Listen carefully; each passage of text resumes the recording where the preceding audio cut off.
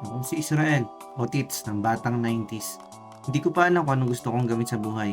Kaya kung pinagdadaanan ko, tara, samahan mo ako. Daily vlog number 14, Ahon. At ngayong araw nga ay parang nag-crave ako sa Langgunisan Lukban at Pansit Habhab. Pero syempre, para maranasan mo yung tunay na sarap nun, ay kailangan mo pumunta sa Lukban. Mahigit 1 taon nga rin pala ako napahinga sa pagbabike. Kaya ngayong araw ay kasubuan na to. Sinet ko na yung GPS ko at ilang minuto pa ay nag-rides na rin ako.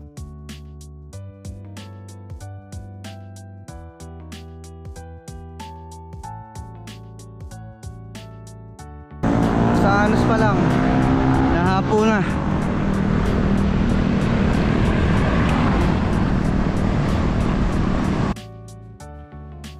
Tanghali pa nga lang ay umalis na rin ako para hindi ako abutin ng gabi pamaya pag-uwi.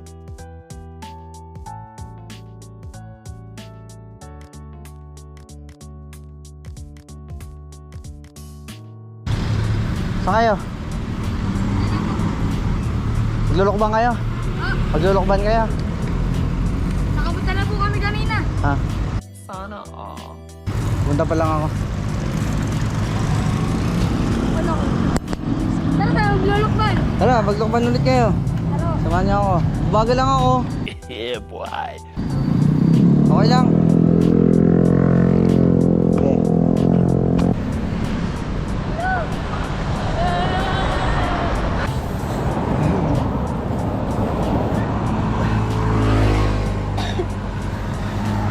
Napratan mo si tropa.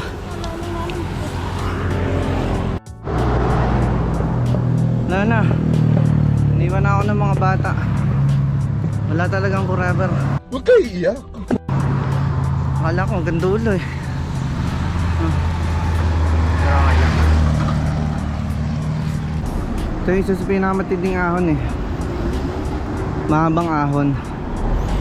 Itong pa-area na to. At habang inaahon ko nga ang nawawalang paraiso na to, ay napapangimit na ako at naiisipan ko na mag-tricycle. Kaya lang, nandito na rin naman at naahon ko na. Kaya tinuloy-tuloy ko na rin.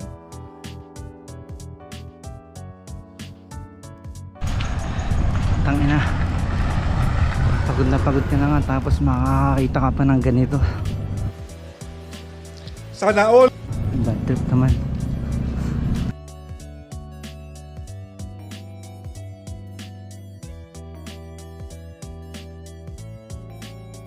At ang akala ko nga sa ibang paraan ako mamamatay. Sa inggit pala. Pero okay lang yun hanggat mahal nila ang isa't isa. Last 5 kilometers nga bago ang magkamay ni Jesus, bumuhos naman ang ulan. Hindi lang ako na-stranded dito, pati rin ang mga ibang motorista. Kaya sumilong muna ako dito sa may waiting shed. Padyakan na natin, malapit na eh. Mababawi naman yung pagod natin pag nasa taas na tayo ng Lukban. Di rin naman nagtagal touchdown kamay ni Jesus na. At syempre, tumira na rin ako ng masarap na Langgunisan Lukban nila. Bali, 20 pesos nga pala 2 piraso. At style inihaw ang dali nila dito.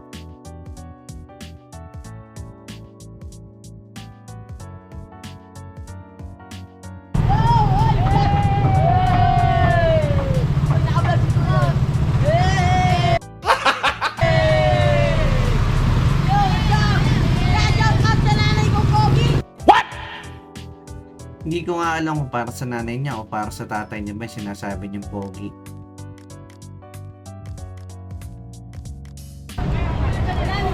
Otits ng batang 90s. Otits ng batang 90s. Shut down.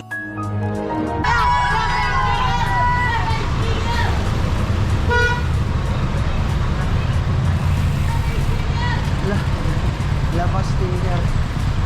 Touchdown nga, Lukban.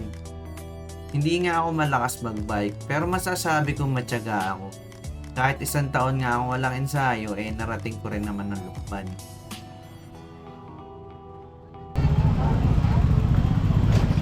Dito pa yung isa, wala na yung pansitan.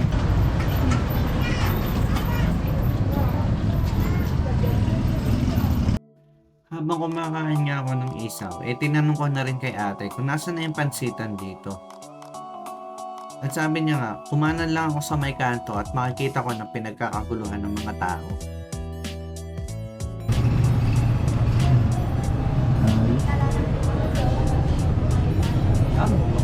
Yun, no? Wow naman! Wow! Sa dahon din ho yun sa akin.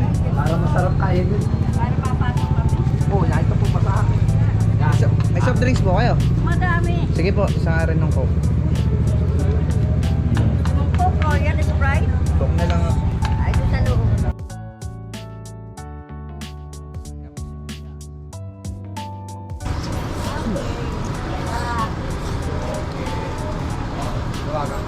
Basahan ano? I-ready ako ano? Hindi ka painitan. Mura, init na. Dapat nga ako may basahan. Yun o, may panapit pa. Sige, okay na sila. Nice.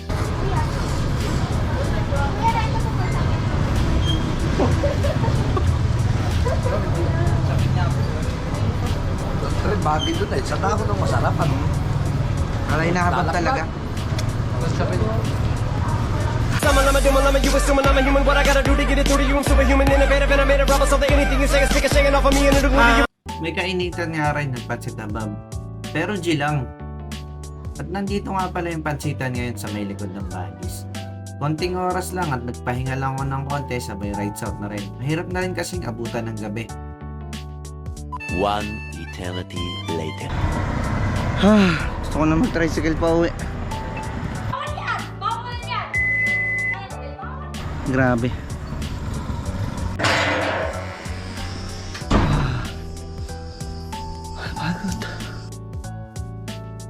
Hanggang sa muli. Paalam!